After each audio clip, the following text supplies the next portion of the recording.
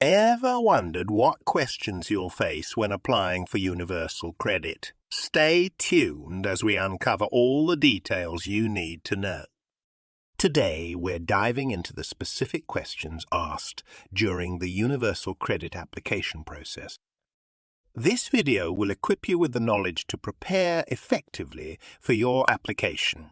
Understanding these questions can significantly smooth out your application journey. When applying for universal credit, the initial set of questions typically revolves around personal identification and residency. You'll be asked to provide your full name, date of birth, and contact details. This information helps the Department for Work and Pensions, DWP, to verify your identity and to ensure that all further communication reaches you. Another key question involves your current living arrangements. Are you renting? Do you own your home, or are you perhaps living with family or friends? Your living situation influences your universal credit claim, especially if you're eligible for help with housing costs. Your marital status and details about people you live with are also crucial. The system needs to know whether you're single, married, or in a civil partnership.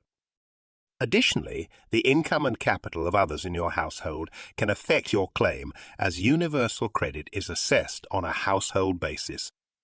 Next, you'll be questioned about your employment status. Are you in work, looking for work, or maybe you're unable to work due to health reasons? If employed, you'll need to provide details about your employer and your income.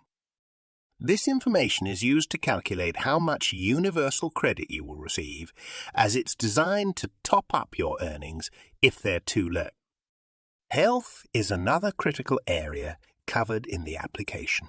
You'll be asked if you have any health conditions or disabilities that impact your ability to work. These details are important as they can lead to additional support and adjustments to your claim. Childcare responsibilities must also be disclosed. If you have children, you'll need to provide their details and information about any childcare arrangements. This affects your claim, as universal credit includes elements for child support, and you may also be eligible for help with childcare costs. Lastly, you'll be asked about any other benefits you're currently receiving. It's important to declare all existing benefits, as they can impact your eligibility and the amount of universal credit you're entitled to receive.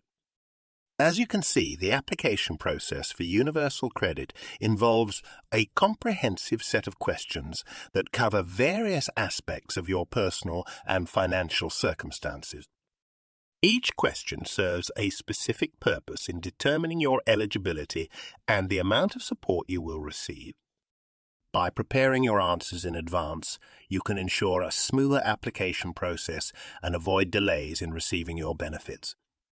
Remember, the information you provide during your universal credit application is critical for accurate assessment and timely support. Be honest and thorough in your responses to avoid complications and to ensure that you receive the appropriate level of support based on your actual needs. In this part of the video, we'll explore some critical advantages and disadvantages of applying for universal credit. This will help you weigh your options more clearly and make informed decisions regarding your welfare support. One significant advantage of universal credit is that it consolidates several benefits into a single payment. This makes the management of finances simpler for recipients, as they deal with one agency instead of several. It reduces confusion and helps ensure that payments are not missed due to the complexity of dealing with multiple benefits.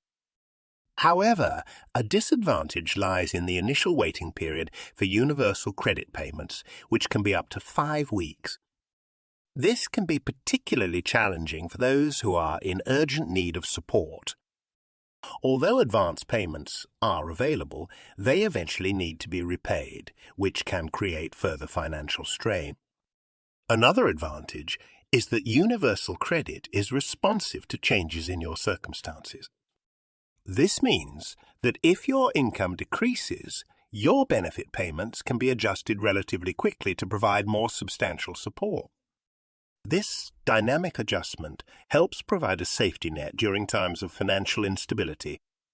On the downside, the application process for universal credit can be complex and time-consuming. It involves extensive documentation and accurate reporting of changes in circumstances, which can be daunting for some people. This complexity can discourage some eligible individuals from applying.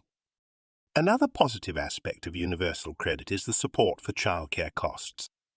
For working parents, this can cover up to 85% of childcare expenses, significantly easing the financial burden associated with childcare services. This support makes it feasible for parents to work and manage childcare simultaneously. Finally, a drawback is that the shift to universal credit from other benefits has sometimes led to payment delays and errors. These issues can cause significant difficulties for those who rely on these funds for their day-to-day expenses, leading to debt and financial hardship. Before we move on to the rest of the video, if you are finding this helpful, please like, subscribe, and comment, as it really helps this video reach a wider audience. Here is a case study related to the questions you get asked when applying for universal credit. Sarah, a single mother from Manchester, found herself needing to apply for universal credit after her part-time job was no longer sufficient to cover all her expenses. She was concerned about the complex questions and the potential delay in payment. To prepare, she gathered all necessary documents in advance, including proof of income, identity documents, and details about her housing situation. She also sought advice from a local welfare advice centre, which helped her understand the questions and how her answers would affect her claim. Thanks to her preparations, Sarah's application was processed without any delays, and she started receiving her payments promptly. The advice centre also guided her on how to report changes in her circumstances, ensuring her benefit amount was always correctly adjusted. This proactive approach helped Sarah manage her finances more effectively and reduce the stress involved in navigating the system. If you're preparing to apply for universal credit or are currently experiencing issues with your application, here are some actionable steps you can take. Firstly, ensure all your information is up to date and accurately reported. This includes changes in your income, living situation, or household composition. Secondly, utilize the resources available to you, such as citizens' advice bureaus or online government portals, which can provide guidance and answer any queries you might have. Lastly, it's crucial to keep a detailed record of all your communications with the DWP.